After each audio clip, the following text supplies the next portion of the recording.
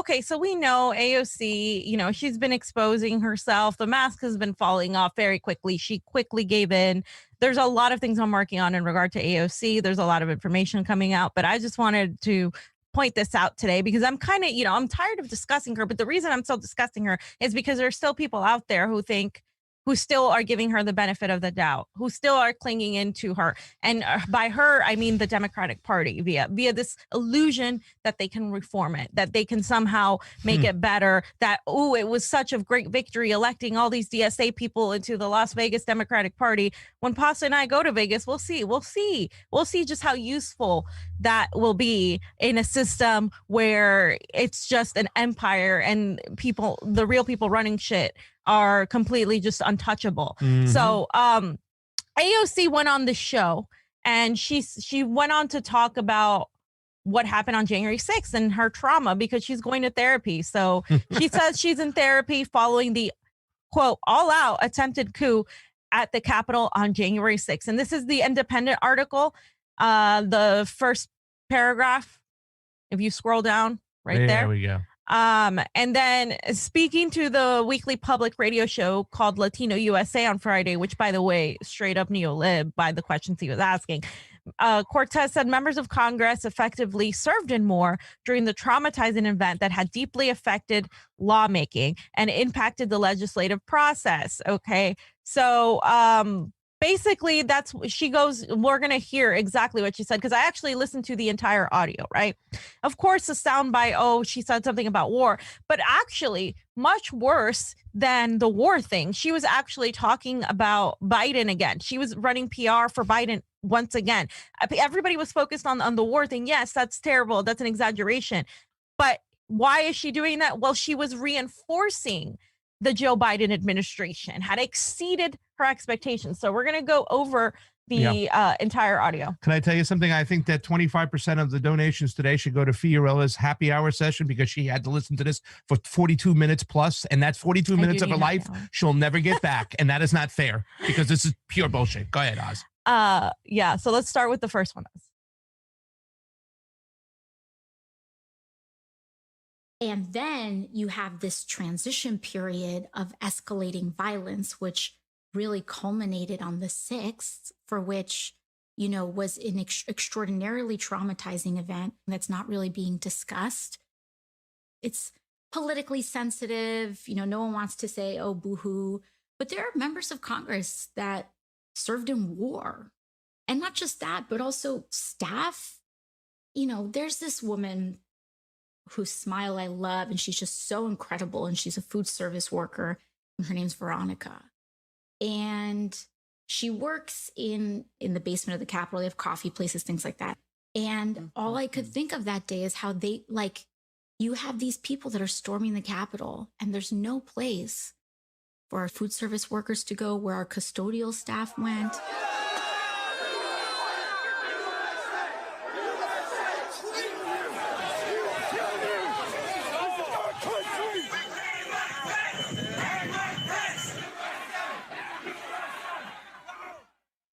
The cycle has just been moved on, but it has deeply, deeply affected lawmaking, policymaking. It has impacted the actual legislative process, the aftermath of it, and it's very quiet. It's not spoken about. I think after the 6th, I took some time, and it was really Ayanna Pressley when I explained to her what had happened to me, like the day of, because I ran to her office. And she was like, you need to recognize trauma and that this is something that you went through, but we're all going through. And it's really important to pause after that because that's how you process it. And I feel like I learned this the hard way after my father had passed away when I was a teenager, because I was like, you know, firstborn, only daughter of a Latina family. You know how that dynamic is, and you need to like do everything. So that happened to me at a young age, and I socked it away, and I had to live with that for years. And so I learned my lesson then, and now I feel like I've had to take a beat. If I take a couple months now and just be really good, then I don't have to live with this thing festering and lingering with me like a roommate in my apartment for years. So you're doing therapy? Yeah. Oh yeah. I'm doing therapy, but also I've just slowed down. I think the Trump administration had a lot of us, especially Latino communities, in a very reactive mode. And so I've been putting myself in a more proactive space. And I've been... What do you mean a more proactive space? Like, you know, there was this thing where you have to like scroll Twitter all the time because the administration was announcing some horrifying change that it was like, how do we protect people now? How do we protect people now? How do we protect people now? Literally, it felt like every day it was like 3 cycles. Right. It was just an assault.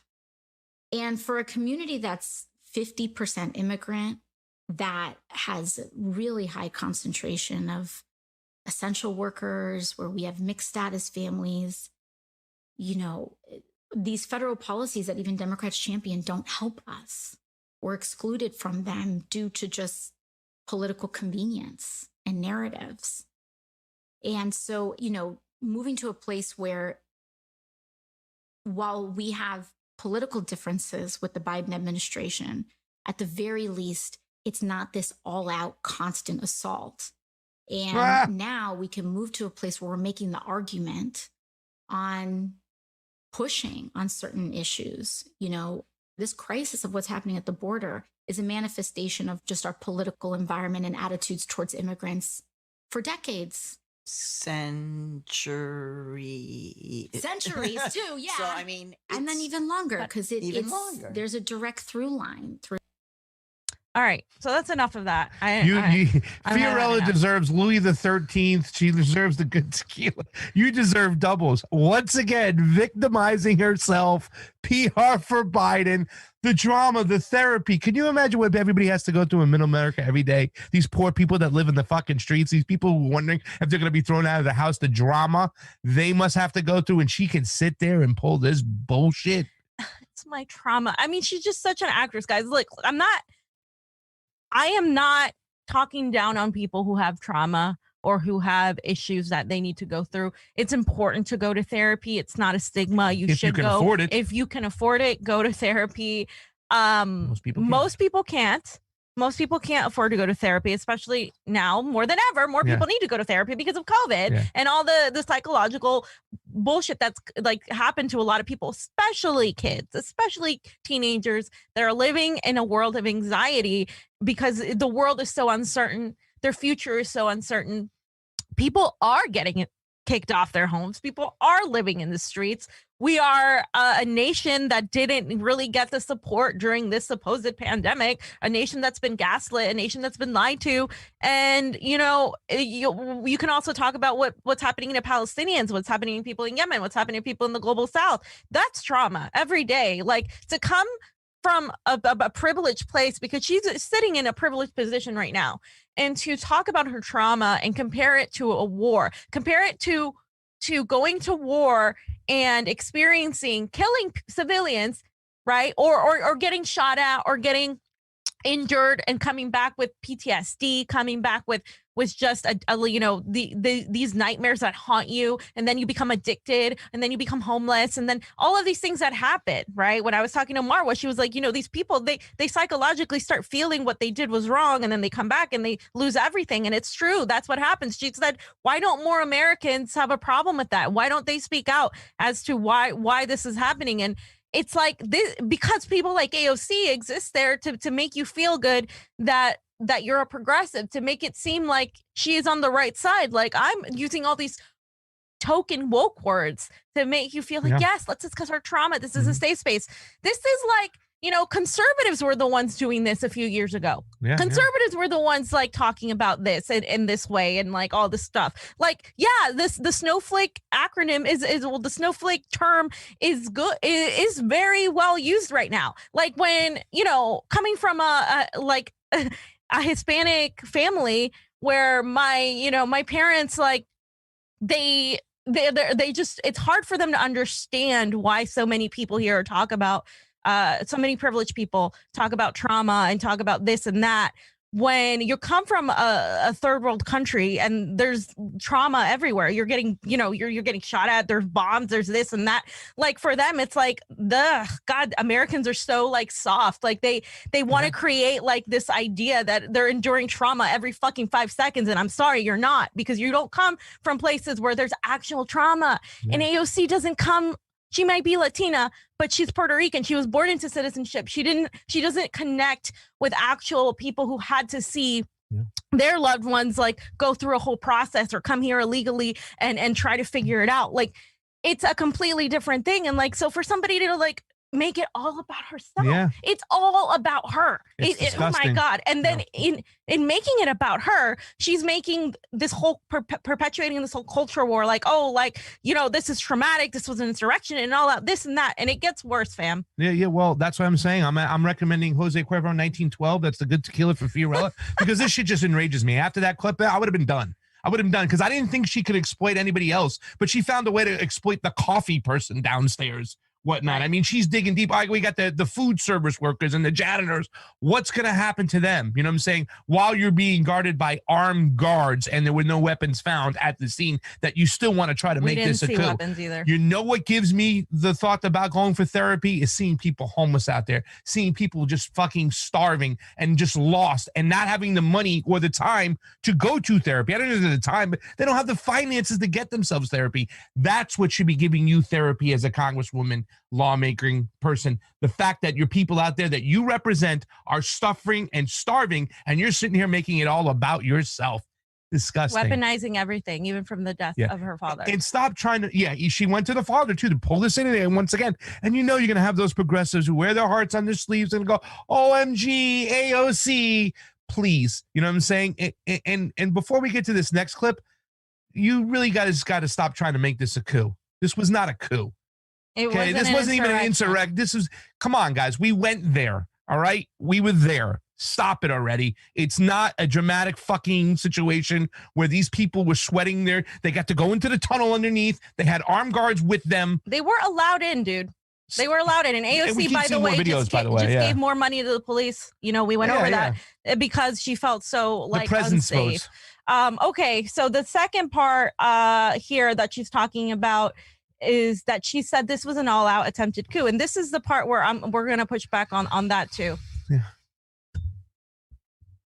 I think 2020 was a culmination of confronting a lot of mythologies about this country, democracy, representation. Okay, but I want to just stay with this for a moment because having been through trauma myself, I can see that this is not a done deal.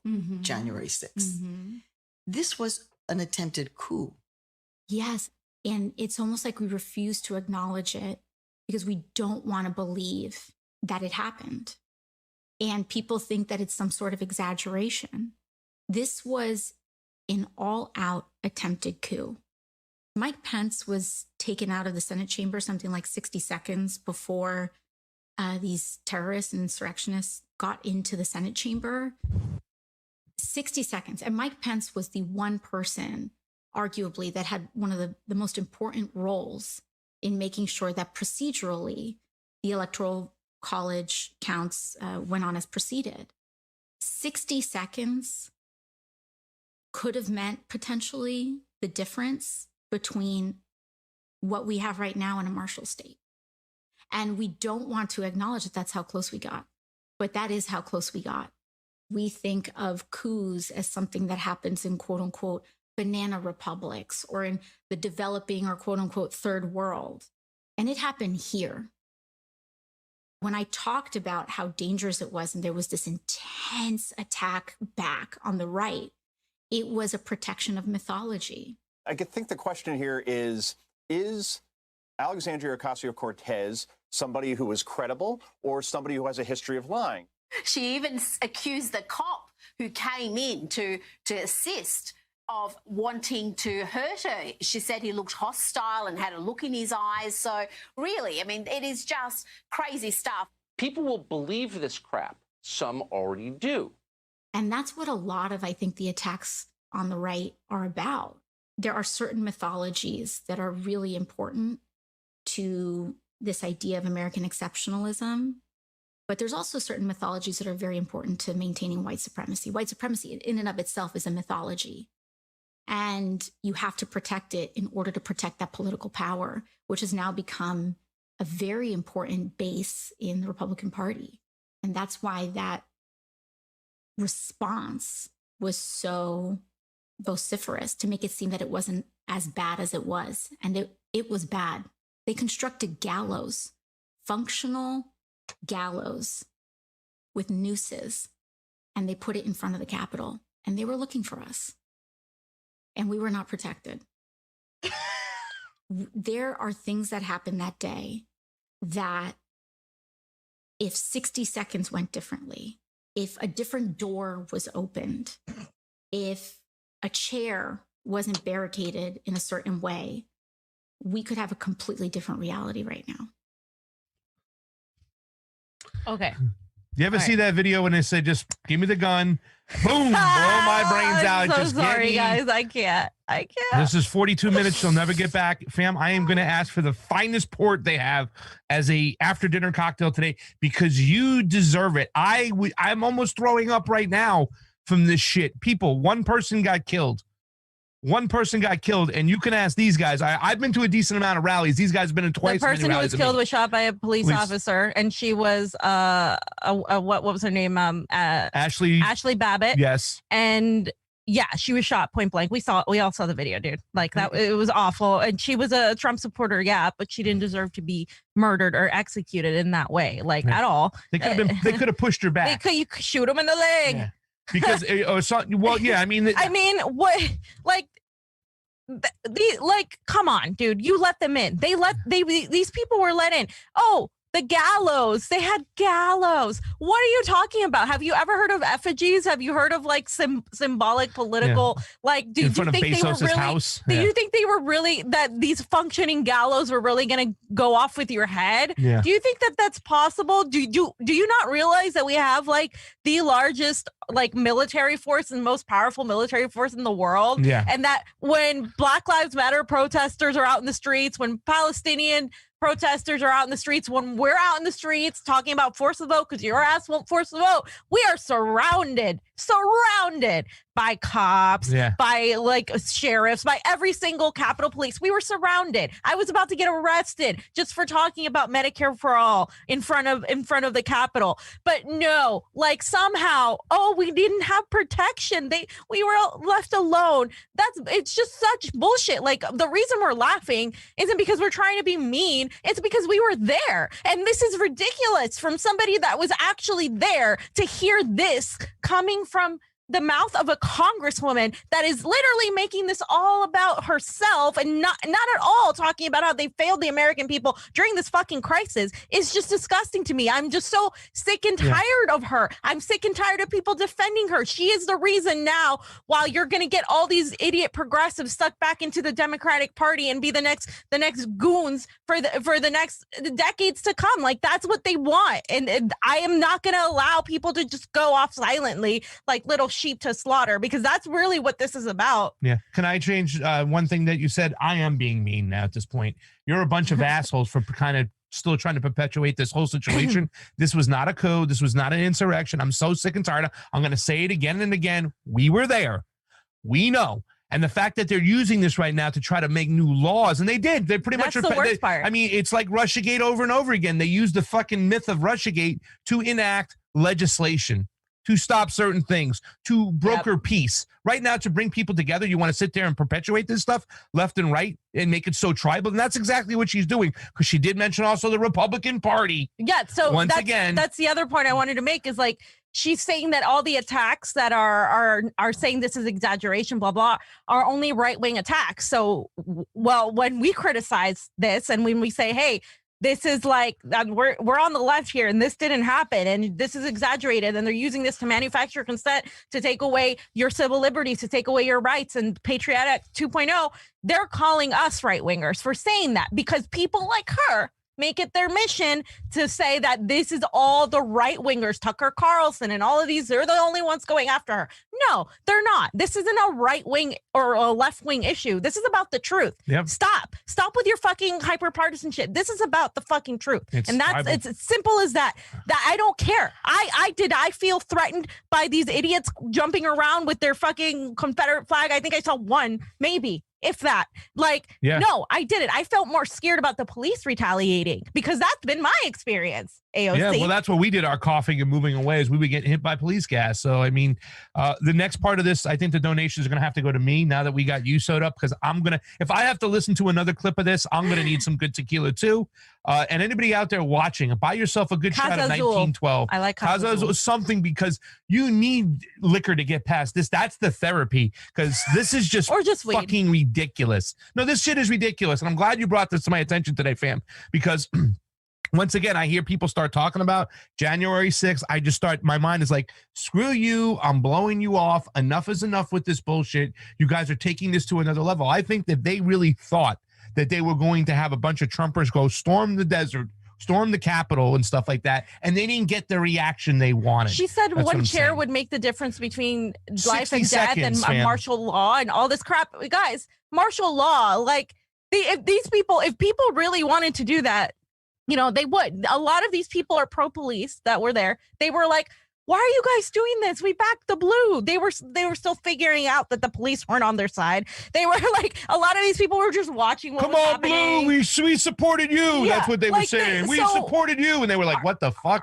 The vast majority of these people weren't going to go in and try to do what she's saying, an actual coup. And by the way, you're diminishing real coups that happen under the government and with the president you supported because you're calling this a coup. You're like, that's a fucking coup. A coup is what we did to Honduras. A coup is what we attempted to do in Venezuela. I defer to the caucus leadership. Remember that? Bolivia. All of these, that's a coup. Don't insult people in the global south by calling this fucking shit show a coup. You fucking it's so beyond ignorant. Yeah, and Whitney Webb was talking on the show yesterday, the mining wars, right? It's now a race who gets all of the minerals for the fourth industrial revolution. She said in parts of Peru where they had mining, that if people went in there to attempted to stop the protests, whatnot, the military would handcuff them, put bags over their heads, and push them off cliffs. Yeah, that's the shit that goes on in the global south.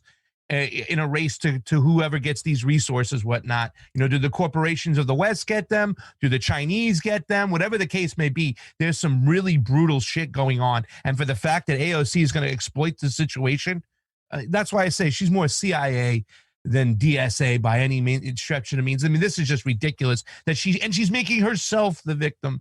Therapy. People out there can't afford therapy, and that's why they lose their shit and they end up in the streets. And you want to cry and talk about, oh, poor little me? So let's just hear the next two clips. I'm going to need shots. These are shorter. So you brought up the Biden administration, the virtual town hall that you held. You said that the Biden administration has been exceeding progressive expectations. One thing that I will say is that I do think that Biden administration and President Biden has definitely exceeded expectations that progressives had. I'll be frank, I think a lot of us expected a much more conservative administration. So help us to understand. Yeah, well, so the second sentence after I said that was because we expected a much more conservative administration. Correct. It doesn't mean that he exceeded progressive standards, doesn't make him a progressive president. But I do think that, if I'm going to be very frank, I think that their outreach and collaboration with House progressives, while I wasn't there at the time, from what I'm hearing from my colleagues, is less contentious than it was with even the Obama administration.